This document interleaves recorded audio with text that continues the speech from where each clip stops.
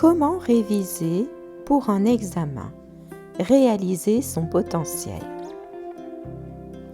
Préparation avant l'examen, un esprit sain dans un corps sain. Je dors bien, au minimum 7 heures selon les personnes, et je vais dormir tôt. En effet, les heures avant minuit sont les plus bénéfiques. Je ne prends pas de produits excitants, caféine, boissons énergisantes, alcool, mais je bois beaucoup d'eau. Je m'aère, je renouvelle ainsi mes pensées. Je fais du sport, la sécrétion d'hormones après le sport favorise le bien-être. Je mange équilibré, je favorise les fruits et les légumes. Je me relaxe et reste calme. Je fais régulièrement des séances de méditation.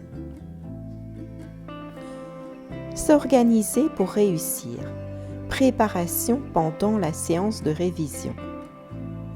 Je ne peux retenir que ce que j'ai appris, donc toujours s'assurer d'avoir bien compris avant de commencer une séance d'apprentissage. Si nécessaire, relire les cours, demander, s'informer, mais il faut avoir compris à 100%. Trouver son créneau de révision idéal. Suis-je du matin, de l'après-midi ou du soir? S'assurer d'être dans les meilleures conditions possibles, assis devant son bureau sans aucune distraction et interruption. Utiliser la loi de Pareto, quels sont les 20% que je vais faire qui vont me donner 80% du résultat? La concentration diminue naturellement après 20 minutes, donc limiter les périodes d'apprentissage par cœur à seulement 20 minutes en début de session. Faire un break toutes les heures. Avoir un planning de révision complet et réaliste et s'y tenir. Avoir toujours la raison pour laquelle vous faites tout ceci en tête, visualiser votre réussite. Ne jamais se décourager, ne jamais se comparer aux autres. Arrêtez de suivre les réseaux sociaux. La courbe d'Ebbinghaus. Prendre en compte la courbe de l'oubli. Voici la courbe de l'oubli. Donc, j'apprends une fois correctement. Je réapprends 10 minutes plus tard. Je recommence un jour plus tard. Je recommence une semaine plus tard. C'est pour cela qu'il faut s'y prendre tôt pour retenir l'information dans la mémoire longue, à long terme, et pas la mémoire éphémère, à court terme. Conseil pendant l'épreuve.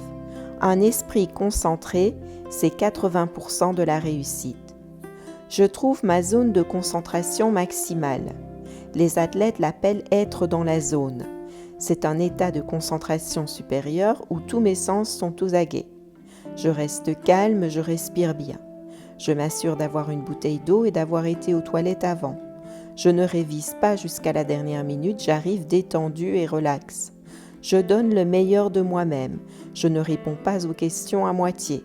L'examinateur remarquera si j'ai fait le maximum et il en prendra compte. Je gère mon temps convenablement. Je regarde l'heure de temps en temps pour m'assurer d'être dans les temps. Les particularités de l'épreuve en anglais. Compréhension écrite de l'anglais au français. Je lis le texte une fois en entier. Je relève les mots-clés et les mots de contraste ainsi que les chiffres ou détails intéressants. J'établis au brouillon un plan. Introduction, argument 1, 2, 3, conclusion, opinion personnelle. Je m'assure de toujours bien lire les mots dans l'ordre inversé. Les adjectifs sont devant le nom en anglais. Donc pour bien comprendre, je trouve le sujet, verbe et complément de la phrase. Je remonte ainsi ensuite tous les adjectifs et compléments qui décrivent le sujet ou complément. Je repère les adverbes, par exemple en lit, qui vont ajouter une nuance au verbe. Pour chaque phrase que j'écris, j'ai dans la tête la phrase justificative en anglais. Je m'assure de bien la comprendre. Je ne peux pas écrire quelque chose si je n'ai pas compris la justification dans le texte. Les erreurs à ne pas commettre. Compréhension écrite de l'anglais au français. Je ne suis pas les instructions, je traduis tout le texte et on m'a demandé un compte-rendu. Je n'ai pas le nombre de mots demandés. Mon écrit n'est pas structuré et je ne donne pas mon opinion. J'affabule, j'écris des choses qui ne sont pas là.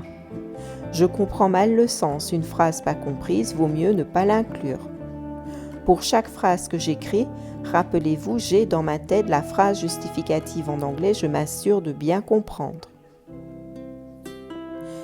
Expression écrite en anglais, moins et mieux. Je structure avec des mots de liaison. Je réponds à la question, je réutilise les mots de la question. J'utilise les sentence starters. Nous allons les voir. Au brouillon, je fais la liste des sentence starters, des mots de liaison et mots de vocabulaire professionnel que je vais pouvoir utiliser pour répondre à la question. Je réutilise les mots ou expressions de vocabulaire vus dans le texte si possible. Je m'assure de bien les avoir compris. Je me méfie des faux amis.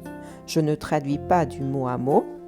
Je ne fais pas des longues phrases compliquées pour que cela donne mieux, mais je respecte sujet, verbe, complément, plus mots de liaison, plus intensifier, c'est les mots pour ajouter une nuance, plus sentence starter. Les mots à inclure dans mon expression écrite, je dois les connaître. Les sentence starter. This essay or the essay article discusses. First of all, premièrement. Secondly, deuxièmement. Furthermore, de plus. Indeed, en effet. Additionally, en plus. Additionnellement, ça ne se lit pas trop, en plus. Les mots de contraste. However, cependant. Nevertheless, néanmoins. Also, bien que. Whereas, tandis que. On the one hand, on the other hand. D'une part, d'autre part. Et je commence la phrase par ces mots. Ajoutez un exemple. For example, par exemple. Such as, tel que. For instance, par exemple. To illustrate this, pour illustrer ceci. Especially, spécifiquement, il est en début de phrase. Inclure une possibilité. Perhaps, peut-être. There is some evidence to suggest that. Des preuves existent qui disent que. It is possible that. C'est possible que. It may be. Cela peut être. It could be. Cela pourrait être. Mettre l'accent. Above all. Par-dessus tout. Obviously. Évidemment. Generally speaking. En général. No doubt that. Il n'y a aucun doute que. In this situation. Dans cette situation. Ceux-ci sont des sentence starters, donc vous commencez par ces mots. Introduire une cause. As a result. Par conséquent. For this reason. Pour cette raison. So that then. Pour que. Ensuite. This means that. Cela veut dire que. Therefore. Donc. Ajouter une conclusion. In conclusion. En conclusion. To summarize. Pour résumer. To sum up. Pour résumer. Ajouter son opinion. In my opinion. À mon avis. For me. Pour moi. As far as I'm concerned. En ce qui me concerne. I think that. Je pense que. Ajouter une suite chronologique. Earlier. Auparavant. Afterwards. Après. Finally. En dernier. After this. Après ceci. Les erreurs à éviter. Pas de S à la troisième personne du présent. He work à la place de he works. Pas le bon temps. Simple present, ce que je fais en général. I work. Et present continuous, ce que je fais actuellement. I'm working. Le prétérit s'impose dès qu'il y a une condition de temps précise. I worked last night. Mauvais mot de liaison. Traduction du français à l'anglais littéral. Des phrases à rallonge sans queue ni tête. Bonne chance à tous.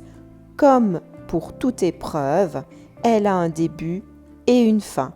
Donc restez concentrés et je vous dis Bonne merde à tous. Bye bye. Cheerio.